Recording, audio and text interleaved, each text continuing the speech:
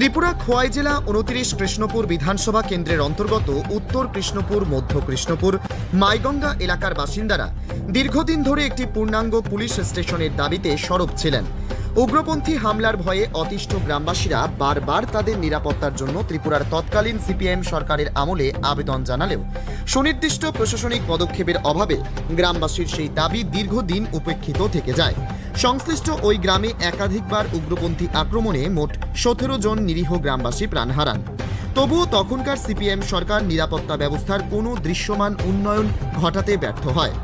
এরপর 2018 সালে ত্রিপুরায় বিজেপি সরকার ক্ষমতায় আসার পর সংশ্লিষ্ট ওই গ্রামের মানুষ নতুন করে পুলিশের উপস্থিতি ও নিরাপত্তা জোরদারের দাবি তোলেন। ত্রিপুরার জনজাতি কল্যাণ দপ্তরের মন্ত্রী বিকাশ দেববর্মা জনগণের এই দাবিকে অত্যন্ত গুরুত্ব সহকারে বিবেচনা করেন।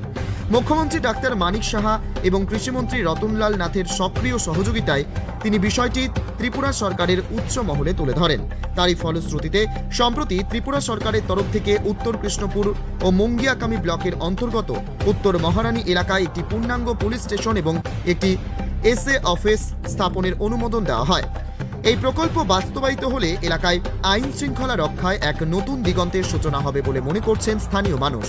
বুধবার এক সাক্ষাৎকারে মন্ত্রী বিকাশ দেববর্মা জানান, বিগত সিপিএম সরকারের উদাসীনতার ফলে 17টি তাজা প্রাণ ঝরে গিয়েছিল উগ্রপন্থীদের গুলিতে। বর্তমান বিজেপি সরকার জনতার দাবিকে সম্মান জানিয়ে নিরাপত্তা ব্যবস্থাকে সর্বোচ্চ অগ্রাধিকার দিচ্ছে। মন্ত্রী বিকাশ দেববর্মা এই গুরুত্বপূর্ণ প্রকল্পগুলির অনুমোদনের জন্য ত্রিপুরার মুখ্যমন্ত্রী ও কৃষিমন্ত্রীকে আন্তরিক ধন্যবাদ জানান। ত্রিপুরা থেকে বিক্রম কর্মকারের রিপোর্ট, ক্রাইম প্রেস বেঙ্গল নিউজ। নমস্কার সাংবাদিক বন্ধুদেরকে। গতকাল আমার বিধানসভার কৃষ্ণপুর রাজ্যের মাননীয় মুখ্যমন্ত্রী প্রফেসর ডাক্তার মানিক সাহাজি এটা এক ঐতিহাসিক আমার বিধানসভার দীর্ঘদিনের দাবি ছিল কৃষ্ণপুর থানা এবং উত্তর মহারানপুর থানা, দুটো থানা আমাকে গতকালকে থানা দিয়েছে। তার জন্য আমি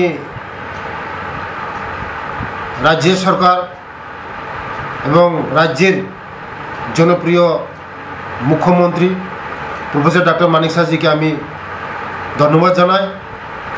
দীর্ঘদিনের দাবি ছিল, আমার বিধানসভার মানুষের দাবি ছিল, গত 35 বছরের বামফ্রন্ট সরকারের আমলেও এই দাবিটা ছিল যে এখানে কৃষ্ণপুরের মধ্যে একটা থানার জন্য তারা দীর্ঘদিনের দাবি ছিল।